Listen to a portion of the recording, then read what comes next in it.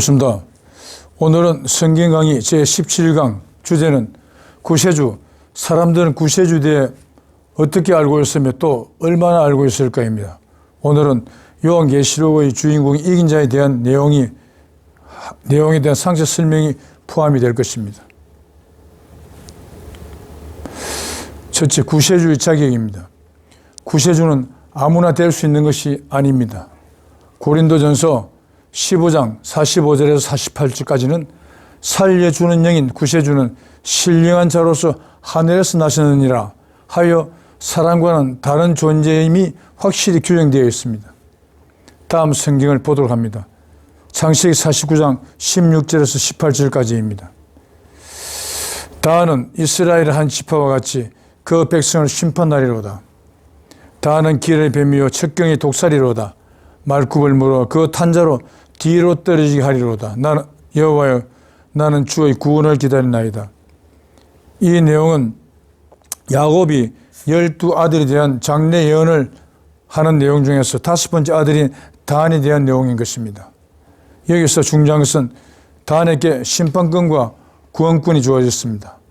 이 심판권과 구원권은 결코 사람이 가질 수 있는 권한이 아닙니다. 오직 구세주만의 권한 안에 있는 것입니다. 그러므로 단의 후손 가운데서 앞으로 구세주를 불러일으키겠다는 하나님의 강력한 의지가 들어있는 것입니다.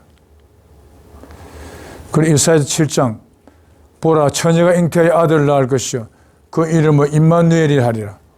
그가 악을 버리고 선을 택할 때 미쳐 버터와 꿀을 먹을 것이라.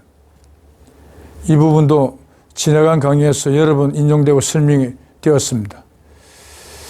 그 처녀에게 잉태된 아들은 임마누엘, 즉 하나님 함께 하시는 존재라는 것입니다. 그런데 문제는 처녀는 일반 사람입니다. 즉 죄인입니다. 아무리 하나님이 함께 하는 존재이지만 죄인에게 잉태되어서 죄인의 피를 받고 성장하였으므로 출생될 때는 죄인으로 출생되게 되는 것입니다. 그런데 중요한 것은 악을 버리고 선을 택한다, 이것이 있는 것입니다. 사람 누구나 악의 성분이 되는 사망권세를 잡고 있는 마귀의 영인 욕심과 그리고 하나님의 영, 양심이 하나님의 영이자 생명을 구성하고 있는 양심이 두 가지가 있습니다. 두 가지가 병존하는 상태인데 거기서 악을 버린다는 것은 마귀의 영인 욕심을 버린다, 즉 순교시킨다는 것입니다.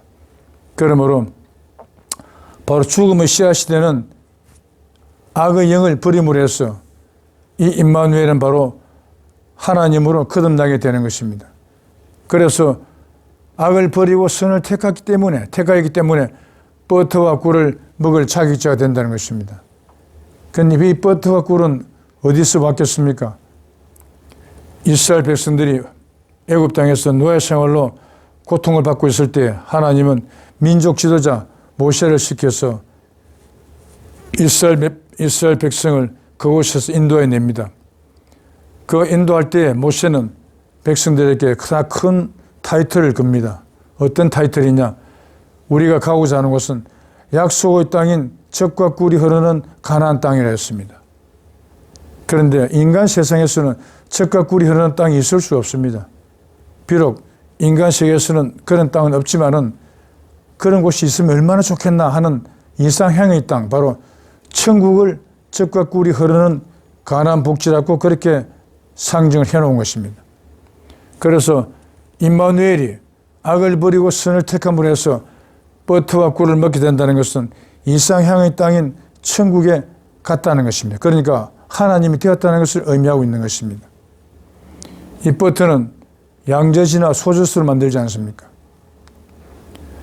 그리고 이사야서 59장 20절입니다. 여호와께서 가라사대 구속자가 시온에 임하며 야곱 중에 재활을 떠나는 자에게 이 말이라. 구속자는 구할구자, 속전낼 속자, 사람 자자입니다. 이 속죄의 금을 구해서 감옥에 갇혀서 죽을 날만 기다리고 있는 죄인을 풀어주는 사람을 구속자라고 표현을 해놓은 것입니다. 그러면 이 구속자는 바로 구세주를 의미하는 것입니다. 그런데 구세주가 되려면은 물론 야곱의 자손 중에서 구세주는 출현하는데 조건이 있습니다. 재활을 떠나는 자가 되어야 된다는 것입니다. 죄가 없어야 구세주가 된다. 악을 버림으로써 버터와 꿀을 먹는 이상향의 땅 천국에 가게 된다. 동일한 뜻이 되는 것입니다. 그리고 고린도전서 15장 첫사람 아담은 산영이 되었다함과 같이 마지막 아담은 살려주는 영이 되었나니 그러나 먼저는 신령한 자가 아니요 육 있는 자요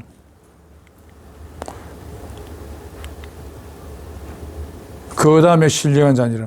첫사람은 땅에서 났으니 흙에 속한 자이오니와 둘째 사람은 하늘에서 났었느니라. 그 첫사람 아담은 육체를 가진 자라고 했습니다.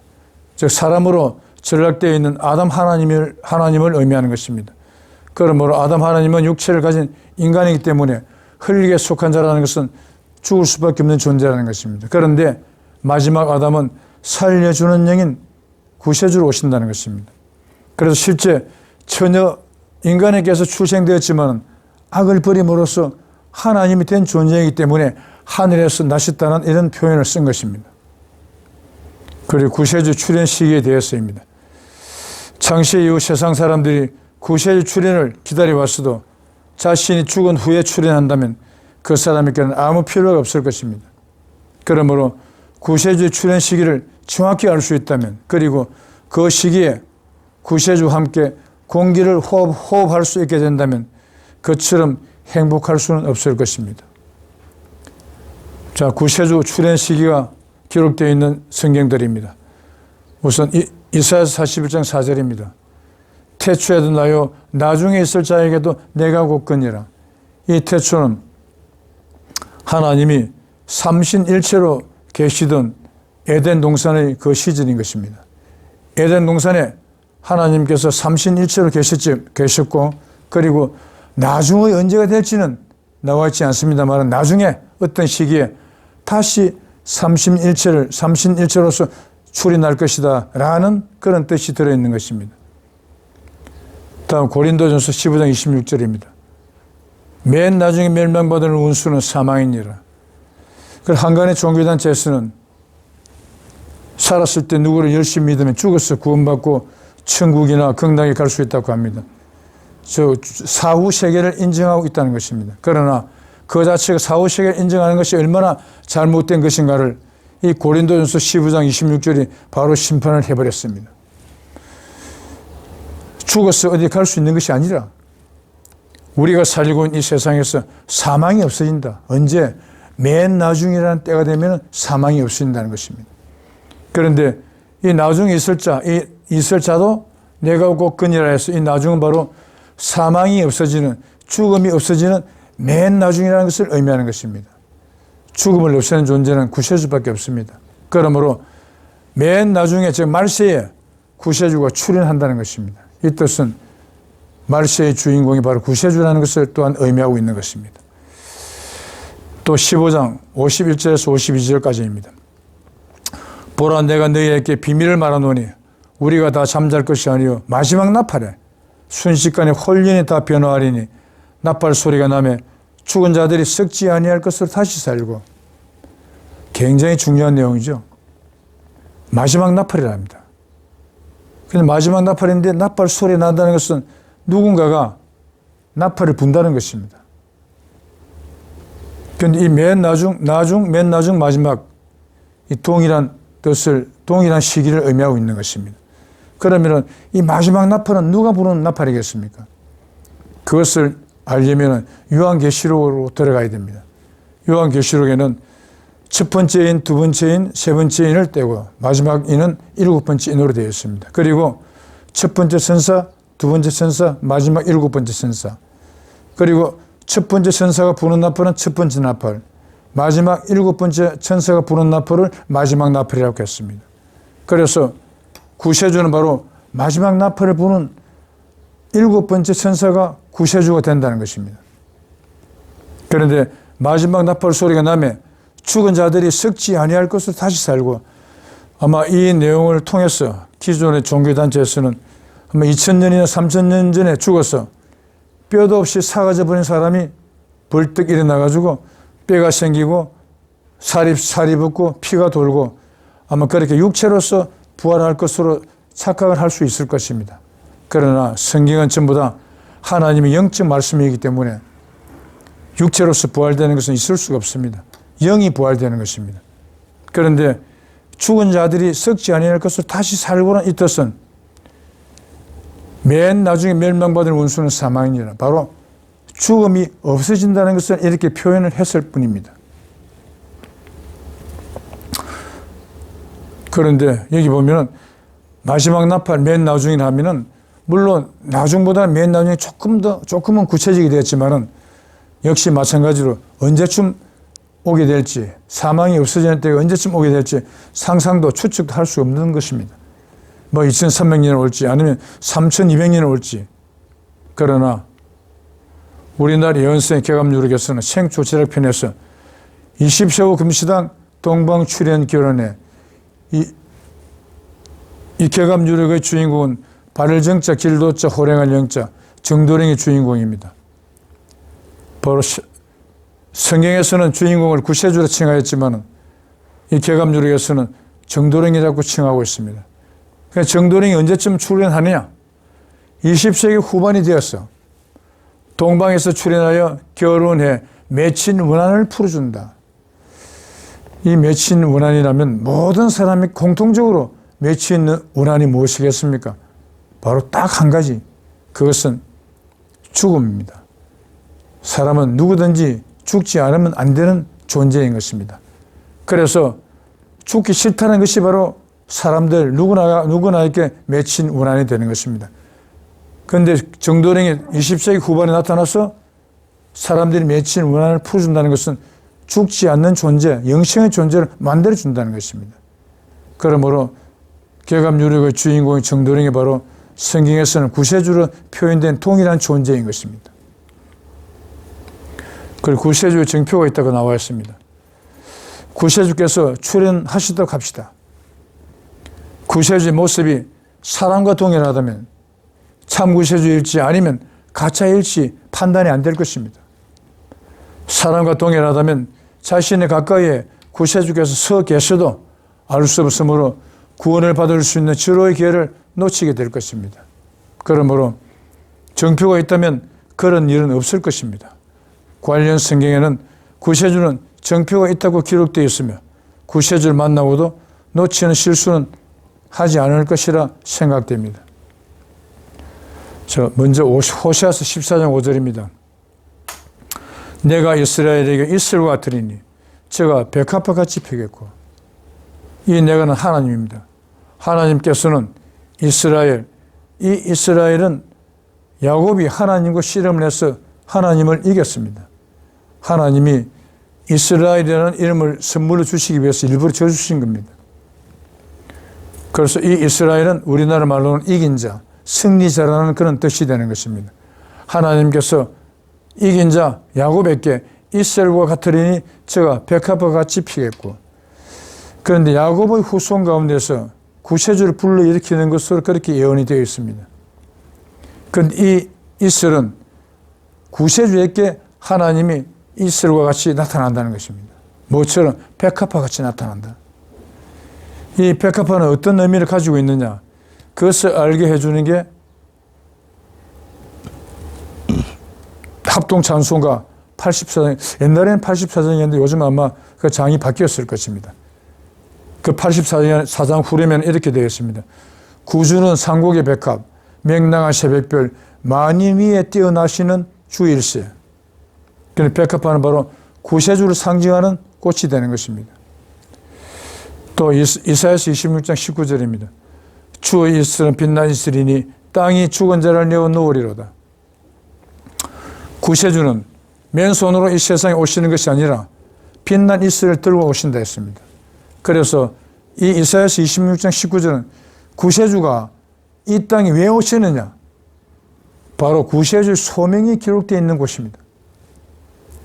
한 번이라도 구세주가 빛난 이슬을 들고 이 땅에 오신다면 그때부터 이 땅은 죽음이 지배하고 있는 이 땅은 죽음이 싹 없어지고 바로 영생의 세상으로 지상 천국으로 바뀌게 되어 있다는 것입니다. 금년이 2022년입니다. 2022년 전에 유태 베들레헴에서 한 어린이가 태어났습니다. 바로 이 서기는 그 어린이가 태어난 날짜를, 태어난 해를 기점으로 해서 한 해에 하나씩 보태서 금년이 2022년째가 되는 해라는 것입니다. 만약에 세상에서 알고 있듯이 그분이 진짜 참 구세주가 맞다면 벌써 빛난 이슬 들고 나왔어야 했고 죽음이 없어진 세상, 지상천국으로 바뀐 지가 2000년 이상은 되었어야 하는 것입니다. 그러나 금년 이 2022년이 되기까지 한 번도 죽음이 이 땅에서 없어진 적은 없었습니다. 그런데도 한간의 종교단체에서는 그분을 구세주라고 아직도 부르고 있습니다. 그리고 요엘서 2장 28절에 30절까지입니다. 내가 내 신을 만민들에게 부어주리니 내가 이적을 하늘과 땅에 베풀리니 곧 피와 불과 연기 기둥이라. 이것은 구세주가 들고 오신다는 이스라엘의 색상에 대해서 적은 것입니다. 보겠습니다. 여러 가지 사진이 있고 많은 사진이 있지만 그중 일부만 이렇게 준비가 되었습니다. 연기 기둥 같은 것이 많죠. 그리고 불 같고 피 같은 이런 것도 있고 성경을 들고 있는 종교단체에서 한 번이라도 이런 구세주 정표가 있어 본 적이 있었습니까? 그것은 이런 구세주 정표를 가진 참 구세주가 한 번도 이 땅에 오시지 않았음을 방증하는 것이며 또한 이 세상에서 한 번도 죽음이 없어지지 않았다는 것 또한 구세주가 오시지 않았음을 뚜렷하게 방증하는 결과인 것입니다. 그리고 구세주 신상명시에 대해서 알아보겠습니다. 구세주는 죽을 수밖에 없는 죄인을 죽지 않는 영생의 존재로 만들어 주시는 분입니다. 그리고 사람이면 특히 죽기 싫은 사람이면 누구나 다 구세주의 출현을 학수고대하고 있을 것입니다. 그러므로 성경에는 주인공 되신 구세주 신상 명시가 반드시 기록되어 있을 것입니다. 단지 기록된 내용이 언유, 비유 등의 방법을 취하고 있기에 그것의 참 의미를 알 수가 없을 뿐입니다. 아래 내용을 보도록 하겠습니다. 먼저 구세주가 출현하는 혈통입니다. 바로 창세기 49장 16절에서 18절까지입니다. 조금 전에 또 인정을 했죠. 다는 그 백성을 심판하리로다. 여호와의 나는 주의 구원을 기다리나이다. 바로 이 야곱의 5번째 아들인 단에게 심판권과 구원권이 주어졌습니다. 그렇다는 것은 야곱의 후손 가운데서 심판권과 구원권을 갖게 되는 구세주를 불러일으키겠다는 것입니다. 그리고 구세주가 출현할 장소는 이사야서 41장 1절로부터 9절에 기록이 되어 있습니다. 섬들아 잠잠하라. 동방에서 의인한 사람을 불러일으키리니 열국 왕들이 다 와서 굴복하리라. 땅끝 땅모퉁이에서 너를 불러일으키리라. 자, 동방이라고 했습니다. 동방이라면 예로부터 우리나라와 일본을 일컫고 있습니다. 그런데 서두에 섬들아 잠잠하라고 하여 섬나라인 일본에서는 구세주가 출현하지 않는다. 그러면 모퉁이 땅에 우리나라만 남습니다. 우리나라에는 어떤 민족이 살고 있습니까? 바로 네 번째 장자 축복을 받은 심판권과 구원권이 임한 단의 후손, 단군 할아버지 후손들이 살고 있지 않습니까? 그래서 구세주가 출현할 장소는 바로 우리 대한민국이라는 것입니다. 그리고 구세주가 출현하시는 해가 양띠해에 출현하신다는 것입니다. 마침 참 구세주 되시는 동방의인께서는 1931년 시민년 양띠해에 출현하셨습니다. 양띠해에 출현하실 것이라는 것을 의미하는 성경 구절이 몇 군데 있습니다. 그것을 인용했습니다. 바로 보겠습니다. 창세기 22장 7절입니다. 번제할 어린 양, 이 제물, 제사 지낼 제물로 어린 양이 선택된다는 것입니다. 이것은 희생의 상징을 의미하고 있는 것입니다. 왜 구세주가 희생의 상징이 될 수밖에 없느냐? 구세주는 자신의 죄가 아닙니다. 다른 사람들의 죄를 전부 담당해서 죽을 수밖에 없는 사람들을 죽지 않는 영생체로 다시 바꿔주실 분이기 때문에 이 세상에서 가장 큰 희생을 가지게 되는 그런 주인공인 것입니다. 그래서 번제할 어린 양으로 표현된 것입니다. 그리고 마태복음 18장 12절에는 99마리는 두고 길 잃은 한 마리의 양을 찾는다. 이 구원의 상징입니다. 구원의 상징으로서 양을 선택했습니다. 그리고 계시록 17장 14절은 어린 양은 만주의 주요 만왕의 왕이시라. 만왕의 왕은 왕중왕이라는 뜻입니다. 왕중왕은 성경책에서 구세주를 호칭하는 구세주의 또 다른 호칭이 되는 것입니다. 그래서 이 또한 어린 양이 구세주로 상징된 것입니다. 구세주는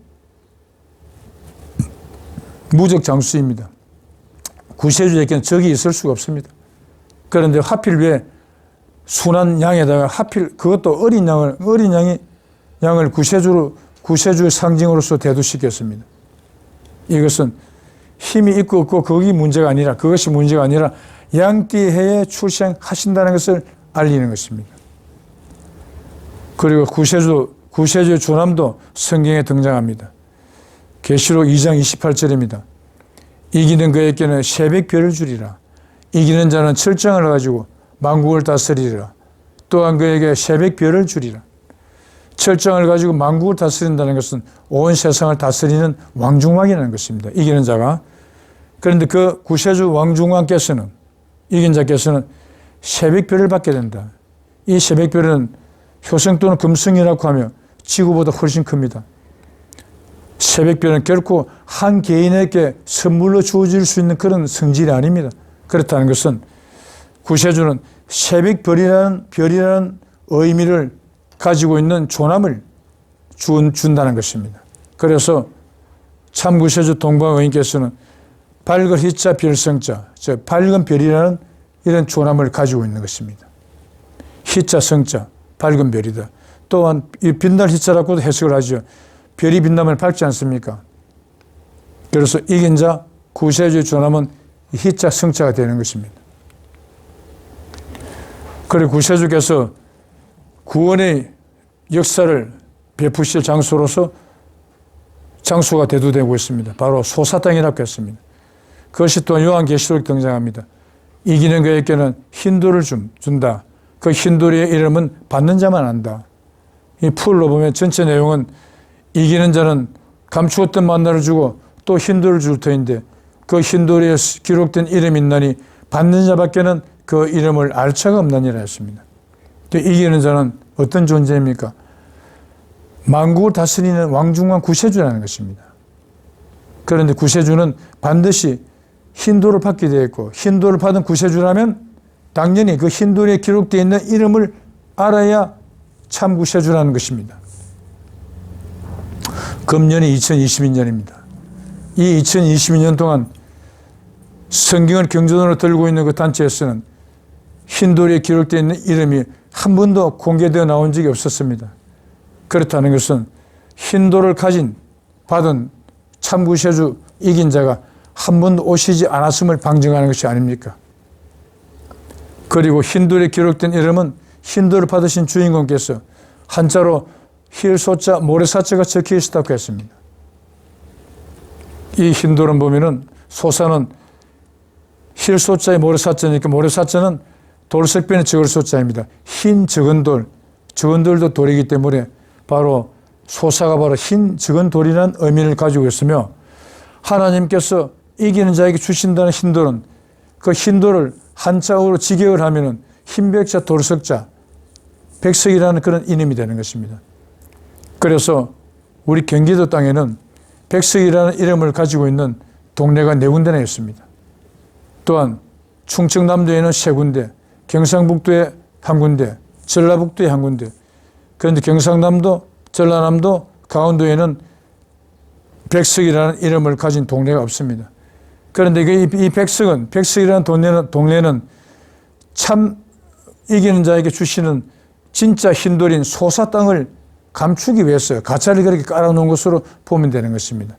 경기도에 백석이라는 동네가 가장 많다는 것은 흰돌이라는 진짜 흰돌이 소사인데 이 소사 땅이 경기도에 있다는 것입니다.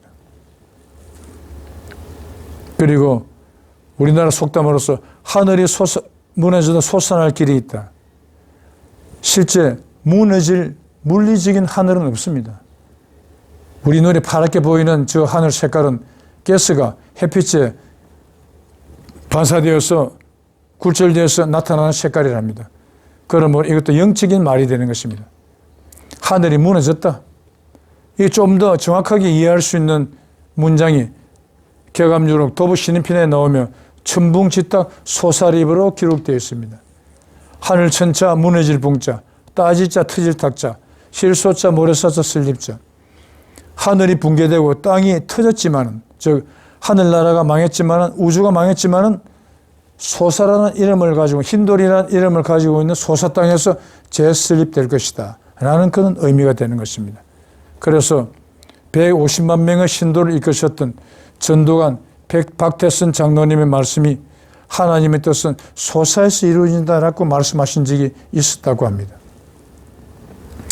이 하나님의 뜻이 무엇인지 아시는지요? 바로 그것은 이 속에 하나님의 뜻이 숨겨져 있습니다. 하늘이 무너져서 솟아날 길이 있다. 하늘나라가, 그러니까 에덴 동산이 붕괴됐던 것입니다. 하나님께서 시실 수 있는, 시시는 거하시는 에덴 동산이 칩이 없어졌습니다. 그래서 하나님의 유일한 뜻은 바로 에덴 동산을 복구하는 것입니다. 그래서 그 에덴 동산이 천붕지탁 소사립, 소사 땅에서 재설립된다. 실제 설립이 되었기 때문에 구세주 되시는, 참 구세주 되시는 동방의인이 구세주가 들고 나오신다는 그 정표인 빛날 일설을 가지고 지금 죽을 사람들이 죽지 않는 영생체로 만들어주시는 구원의 역사를 소사 땅에서 하고 계시는 것입니다. 그 성경상에 나타난 구세주 호칭들입니다. 구세주를 의미하는 것으로서 다음과 같은 호칭들이 존재합니다. 첫 번째는 동방의 의인입니다. 이사야서 41장에 나오죠. 열국의 왕들, 온 세상의 왕들이 다 와서 굴복하게 된다. 누구에게? 동방의인에게. 그러면 동방의 의인은 왕들 중에 왕, 왕중왕, 바로 구세주라는 것입니다. 또한 이 세상 임금, 요한복음 14장 30절에 나옵니다. 이렇게 기록이 되어 있습니다. 이 이후에, 즉 내 뒤에 이 세상 임금이 오시는데 저는 나에게 관계할 것이 없다. 이 말씀은 누가 했느냐? 지금 이 세상에서 구세주로 추앙받고 있는 그분이 직접 하신 말씀입니다. 이 세상 임금은 한 나라의 임금이 아니잖아요. 모든 왕들의 임금이라니까 왕중 왕자 구세주를 의미하고 있는 것입니다. 분명히 구세주 오시는데 자기 뒤에 온다는 것입니다. 그리고 이 세상 임금인 그 사람은, 그 자는 나와는 상관이 없다. 사실 나는 왕중왕 구세주가 아니라는 것을 자백한 것입니다. 그리고 계시록 17장 14절 조금 전에 인용했죠. 어린 양 만주의 주여 만왕의 왕이시라. 왕중왕 구세주라는 것입니다. 그리고 고린도 13장 10절에 등장하는 온전한 것. 온전한 것이 올 때에는 부분적으로 하는 것이 폐하리라. 그런데 이 세상에는 구세주를 제외하고는 그 어떤 존재도 온전한 것이 있을 수가 없습니다. 왜냐? 사람을 위시해서 모든 동식물 다 죽지 않으면 안 되는 존재이기 때문입니다. 그래서 온전한 것이라면 당연히 구세주를 의미하는 단어가 될 수밖에 없는 것입니다. 그리고 요한복음 8장 32절에 등장하는 진리, 이렇게 기록되어 있습니다. 진리를 알지니 진리가 너희를 자유케 하리라. 진리가 너희를 자유케 하리라. 그러면 너희는 우리 인간을 지칭하는 것입니다.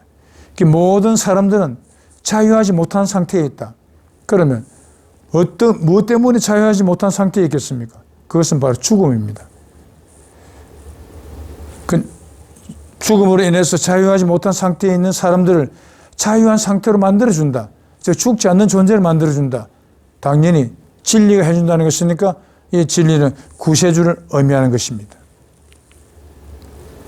그리고 이기는 자가 구세주입니다. 요한계시록에는 이기는 자를 찾는 대목이 7군데나 등장하는데 그 내용들이 성경의 주인공에 대한 묘사임을 알 수 있게 됩니다. 아래 내용들을 보겠습니다. 계시록 2장 7절에 맨 처음 나옵니다. 이기는 자는 하나님의 나원에 있는 생명나무 과실을 주워 먹게 하리라. 창세기 3장 22절을 보면은 이런 내용이 나옵니다.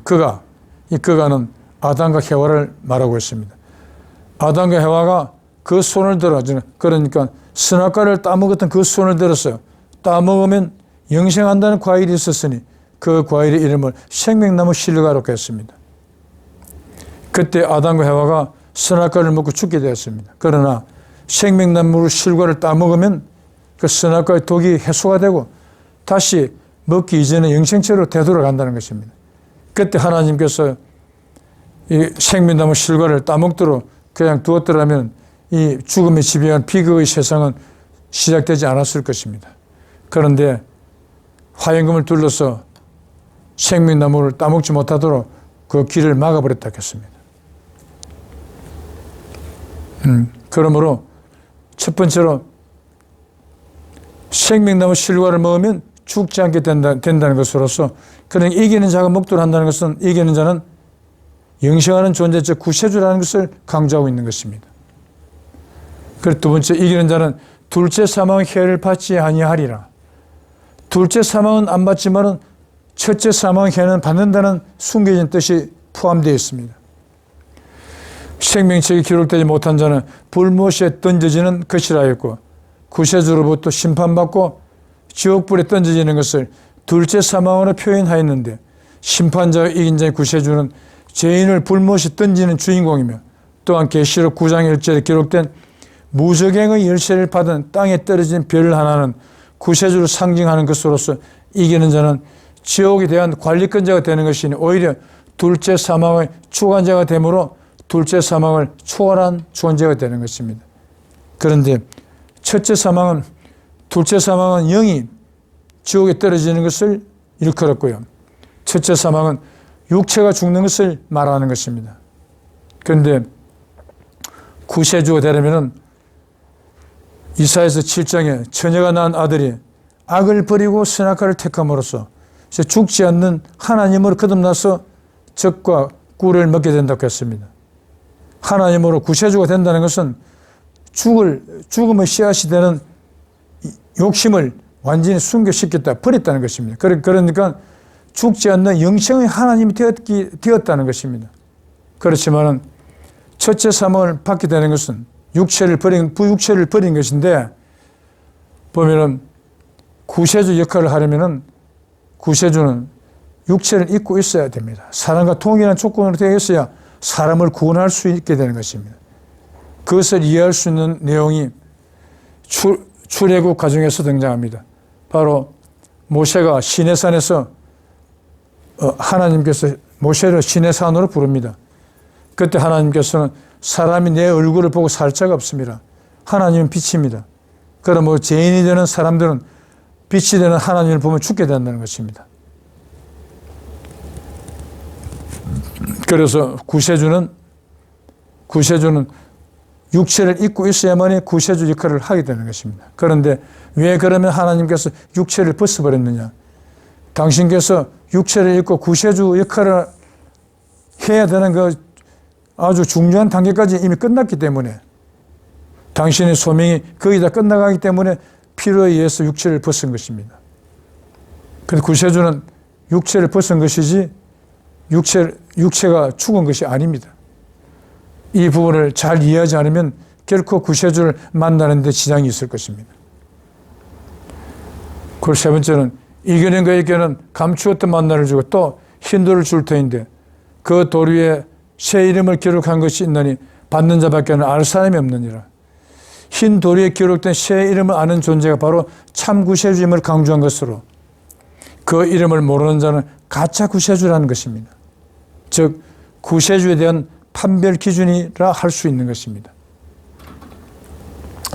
조금 전에도 말씀드렸지만은 금년에 2022년이 되기까지 성경을 경전으로 들고 있는 그 어떤 종교단체에서도 흰 돌에 기록된 이름이 공개되어 나온 적이 없었습니다.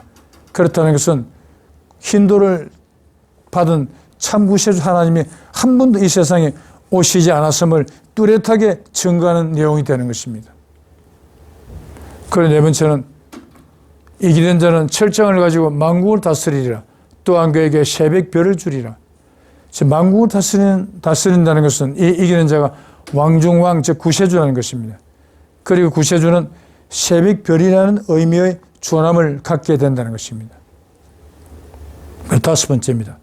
이기는 자는 생명책에서 그 이름을 반드시 흐리지 아니하리라. 이기는 자는 영생의 존재, 즉 구세주 하나님을 알리고 있는 것입니다. 그리고 6번째입니다. 이기는 자는 성전의 기둥이 되게 하리니 그가 결코 다시 나가지 아니하리라. 이기는 자가 성전의 기둥이라는 것은 이기는 자가 있어야 성전 즉 천국이 이루어지게 된다는 것인데 결코 다시 나가지 아니하리 하여서 과거에 한번 나갔던 적이 있다는 것입니다. 이 내용은 하늘나라가 과거에 무너졌는데 이기는 자가 출현하여 재건되는 성전은 결코 다시 무너지지 않을 것임을 강조한 것입니다. 조금 전에 알아보았던 천붕치탁 소사립, 하늘이 붕괴되고 땅이 깨졌지만은 소사 땅에서 재설립된다. 그 옛날에 하늘나라가 이미 망한 적이 있다. 그리고 이기는 자는 첫 번째 해는 받는다. 물론 그거하고는 좀 개념은 다릅니다만은 하여튼 이렇게 하늘나라가 한번 망했다는 것입니다. 언제? 에덴 동산 그 시절에서 망했다는 것입니다. 그런데 다시 재건되는 하늘나라는 성전은 결코 무너지지 않을 것이라는 것을 이 계시록 3장 12절이 강조하고 있는 것입니다. 일곱 번째입니다. 이기는 자는 내 보좌에 함께 하여 주기를 내가 함께 앉은 것과 같이 하리라. 보좌는 하나인데 하나님과 내 그리고 이기는 자의 세 분이 함께 앉는다고 합니다. 그렇다고 무릎 위에 앉게 됨을 의미하는 것은 아닙니다. 바로 영적인 뜻으로서 이기는 자가 삼신일체를 회복한 하나님 구세주임을 상징하는 것입니다.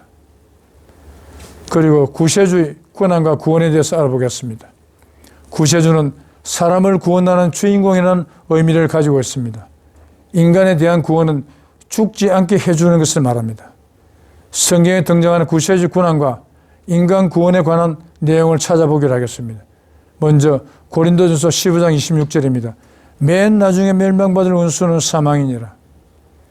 이 맨 나중이라는 때가 되면 죽음이 지배하고 있는 이 세상에서 죽음이 바로 없어진다는 것입니다. 누구를 열심히 믿으면 죽어서 사후세계가 되는 천국이나 지옥에 가는 것을 말하는 것이 아니라 오히려 죽음이 없어진다는 것입니다. 그래서 죽음을 없애는 존재는 바로 구세주밖에 없습니다. 그러므로 맨 나중에 구세주가 오신다는 것입니다. 이 맨 나중은 현 시점에서 5분 뒤도 나중이요 5년 뒤, 500년 뒤도 나중입니다.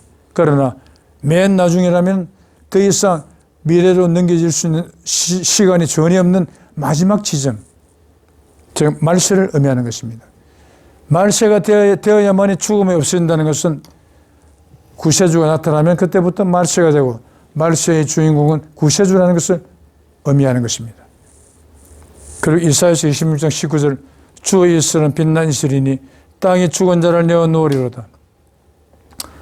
이 구절은 아까도 말씀드렸지만 구세주의 소명이 기록되어 있는 구절이라 했습니다. 구세주가 이 땅에 왜 오느냐? 무엇하러 오시느냐? 죽음을 없애기 위해서 오신다는 것입니다. 무엇을 가지고? 빛난 이슬을 가지고. 그래서 이 빛난 이슬은 구세주 정표가 되는 것입니다. 그리고 고린도전서 15장 45절 첫사람 아담은 산영이나 마지막 아담은 살려주는 영이 되었느니 그 마지막 아담이 살려주는 영이라는 것은 구세주로 오신다는 것입니다. 그런데 창세기에는 보면은 우리 인간의 조상인 아담을 하나님께서 흙을 빚어서 만든 피조물로 기록을 해놨습니다. 만약에 첫사람 아담이 그렇게 흙을 빚어서 만든 피조물 흙덩어리라면 어떻게 마지막으로 온 아담이 구세주로 올 수 있겠습니까? 그래서 이 구절 또한 흙을 빚어서 만들었다는 피조물론 자체가 틀린 것임을 성토하고 있는 것이라 볼 수 있는 것입니다. 그리고 이사야서 43장입니다. 나의 전에 지음을 받은 신이 없었느니라. 나의 후에도 없으리라. 나 곧 나는 여호와라. 나 위에 구원자가 없느니라. 이 구절은 오직 하나님만이 구세주로 오신다는 것입니다. 뭐 아들이 온다는 것도 아니고 친척이 온다는 것도 아니고 하나님만이 오신다. 그렇다는 것은 하나님의 아들 예수 지저스 크라이스트 이게 잘못된 호칭이라는 것을 알려주는 것이 아니겠습니까? 그리고 이사야서 25장 8절입니다. 사망을 영원히 멸할 것이라 주 여호와께서 모든 여의 얼굴에서 눈물을 씻기시며 그 백성의 수치를 온 천하에서 제하시리라. 여호와께서 이같이 말씀하셨느니라. 사망을 영원히 없앤다고 했습니다. 누가? 여호와께서. 이 또한 주 여호와께서 여호와께서 구세주로 오셔서 사망을 영원히 없앤다. 그래서 하나님이 직접 구세주로 오신다는 것이 무조건 정확한 것입니다. 그것이 옳은 것이고요. 그 로마서 8장 21절입니다. 그 바라는 것은 피조물도 썩어짐의 종로로 한 데서 해방되어 하나님의 자녀들의 영광의 자유에 이르는 것이니라. 하나님의 자녀들은 우리 사람을 지칭하는 것이죠. 영광의 자유에 이른다는 것은 구원받아서 죽지 않는 영생체가 되었을 때를 의미하는 것입니다. 사람들이 구원을 받게 되면 피조물도 식물이나 동물 이런 피조물도 썩어짐의 종로로 한 데서 해방되어 구원을 받게 된다는 것입니다. 그러니까 식물이나 동물도 역시 마찬가지로 그 속에 있는 생명체는 하나님이라는 것입니다. 그리고 고린도전서 15장 54절은 이 썩을 것이 썩지 아니함을 입겠고 죽을 것이 죽지 아니함을 입을 때에는 사망이 이김에 삼킴바 되리라고 기록된 말씀이 응하리라. 자, 죽음을 삼켜버린다. 누가? 이김이. 이 이김이 어떤 존재겠습니까? 바로 요한계시록의 주인공 이기는 자가 바로 이 이김에 해당되는 것입니다. 이기는 자는 철장을 가지고 만국을 다스린다고 하지 않았습니까? 그러니까 사망을 삼켜버리면 썩을 것이 썩지 않고 죽을 것이 죽지 않는 세상이 된다는 그런 의미가 포함되어 있는 것이죠. 그렇게 계시록 21장 4절입니다. 모든 눈물을 그 눈에서 씻기심에 다시 사망이 없고 애통하는 것이나 곡하는 것이나 아픈 것이 다시 있지 아니하리니 처음 것들이 다 지나갔습니다. 다시 사망이 없고 죽음이 없어졌다는 것을 이렇게 설명하고 있습니다. 또한 계시록 9장 6절에는 이런 구절이 또한 있습니다. 그날에는 사람들이 죽기를 원하여도 얻지를 못하고 죽고 싶으나 죽음이 저희를 피하리로다. 죽음이 없어진 세상을 그렇게 애둘러서 표현을 해놓은 것입니다. 이렇게 성경에는 여러 곳에서 죽음을 없애는 존재가 하나님이 직접 구세주로 오셔서 죽음을 없앤다고 기록이 되어 있으므로 엉뚱한 존재를 구세주로 부르고 있다는 것은 천국 가는 길을 아예 가지 않겠다는 것과 마찬가지가 아니겠습니까? 그리고 고린도전서 15장 51절에서 52절까지입니다. 보라 내가 너희에게 비밀을 말하오니 우리가 다 잠잘 것이 아니요 마지막 나팔이 순식간에 홀연히 다 변화하리니 나팔 소리가 나며 죽은 자들이 썩지 아니할 것으로 다시 살고 우리 또 변화하리라. 엄청 매력적인 문장이죠. 마지막 나팔을 누군가 분다는 것입니다. 그래서 소리가 난다. 그 나팔을 부는데 마지막 나팔이라고 했습니다. 이 마지막 나팔을 누가 부느냐? 그걸 알아보려면 요한계시록으로 들어가야 됩니다. 요한계시록에는 첫 번째 인을 떼고 두 번째 인을 떼고 마지막 7번째 인을 떼고 그리고 첫 번째 천사가 등장하고 두 번째 천사 마지막 7번째 천사가 등장하고 첫 번째 천사가 부는 나팔이 첫 번째 나팔 마지막 7번째 천사가 부는 나팔이 마지막 나팔로 되어 있습니다. 그런데 6번째 나팔까지는 순식간에 홀연히 다 변화하지 않습니다. 딱 마지막 나팔 7번째 천사 마지막 천사가 부는 나팔에 의해서만 홀연히 다 변화하고 그 뒤에 죽음이 없어진다는 것입니다. 그러면 이 마지막 나팔을 부는 마지막 천사가 7번째 천사가 어떤 분이겠습니까? 맨 나중에 멸망받을 원수는 사망이니라. 그리고 첫 번째 천사 마지막 천사 하지만 바로 구세주를 의미하는 것입니다. 참 구세주가 오셔서 죽음을 이 세상에 만연된 죽음을 싹 없애버린다는 것입니다. 이 세상에서 죽음이 없어지면 바로 그때가 지상천국이요 하나님께서 영원무궁토록 쉬신다는 안식일이 되지 않겠습니까? 그 안식일은 또한 다른 남몰로 하면 말세가 되는 것입니다. 그리고 구원의 조건입니다. 구원은 물론 구세주께서 직접 해주시는 것이지만 구원에도 조건이 따를 수밖에 없을 것입니다. 대학에 입학이 되려면 당연히 입학시험을 통과해야 하는 것처럼 구원의 조건이 기록되어 있는 성경을 아래에 전제하겠습니다. 성경책에서 등장하는 몇 가지 구원론 중에서 가장 먼저 등장하는 것이 바로 이 창세기 3장 22절입니다. 그가 그 손을 들어 생명나무 실과도 따먹고 영생할까 하노라. 이 말이 언제 시점에서 나오느냐? 아담과 해와가 따먹지 말라던 선악과를 따먹고 하나님께서 그 사실을 아시는 그 직후에 나오는 말입니다. 이게 그가 그러니까 선악과를 따먹고 죽을 수밖에 없는 존재가 된 아담과 해와가 선악과를 따먹었던 그 손을 들어서 생명나무 실과도 따먹으면 영생은 된다. 그런데 애석하게도 우리 인간의 조상이 되는 아담과 해와가 선악과를 따먹고 죽게 되었는데 생명나무 실과를 먹으면 선악과 독이 해소가 되고 다시 영생체로 회복이 될 터인데 하나님께서는 그걸 못 따먹게 화영검을 둘러서 나무 주위를 둘러서 접근을 하지 못하게 만들었습니다. 그것 때문에 이 죽음이 지배하고 있는 비극적인 세상이 시작되지 않았겠습니까?